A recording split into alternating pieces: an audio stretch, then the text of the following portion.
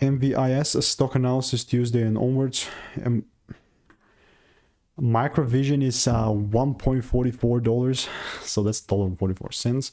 Generally speaking, very open-minded for more longs. Now I'm gonna stick to my strategy that's given me thousands of correct predictions over the last 4 years. I've documented everything, by the way. But yeah, so what this means is that I'm only gonna be bullish as long as the price checks out my rules, right? Every single step of the way. This is how my demand looks like. I mean, I was looking for a double break there, but you could probably saw demand, like my confirmation was never met.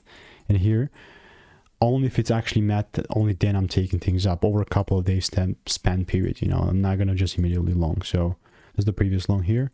If you want to make more money trading in a simple and lean way, click the first link in the description. It's a free newsletter, and I'll see you in the next one. Goodbye and enjoy.